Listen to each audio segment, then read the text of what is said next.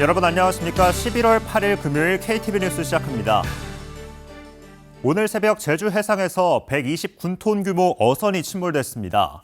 현재까지 15명이 구조됐는데 이 중 2명은 사망 판정을 받았고 실종자 12명은 수색 중입니다. 조태영 기자의 보도입니다. 오늘 새벽 4시 33분께 제주 비양도 북서쪽 약 24km 해상에서 부산 선적 129톤급 금성호가 침몰 중이란 신고가 접수됐습니다. 금성호 승선원은 한국인 16명, 외국인 11명을 합해 총 27명입니다. 현재까지 15명이 구조됐는데 심정지 상태로 구조된 한국인 선원 2명이 사망 판정을 받았습니다. 나머지 12명은 실종 상태입니다. 해양경찰은 해군 함정과 헬기까지 동원해 수색 작업을 이어가고 있습니다. 해경 측에 따르면 금성호는 어획물을 운반선으로 옮겨 싣는 작업을 하던 중 갑작스럽게 선체가 전복되면서 침몰했습니다. 선체는 완전히 가라앉은 상태입니다.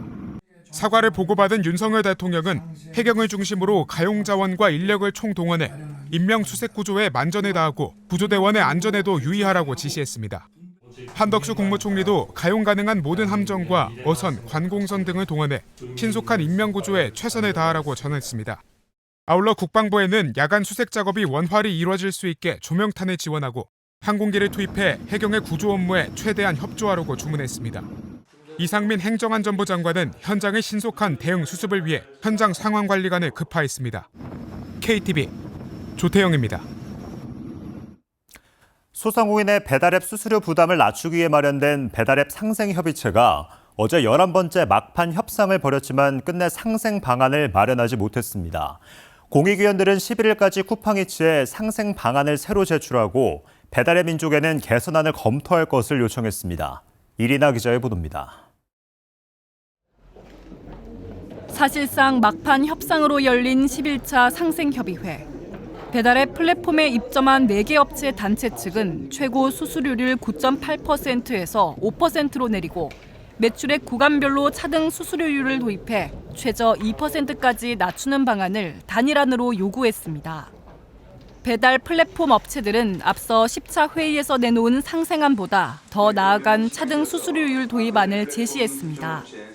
배달의 민족은 매출 상위 30% 업체에 대해서는 중개수수료 7.8%의 일정 배달비를, 상위 30에서 80% 업체는 6.8%의 중개수수료에 배달비를 부과하고 하위 20%에 대해서는 중개수수료 2.0%에 2,900원 이하의 배달비를 부과하는 안을 내놓았습니다.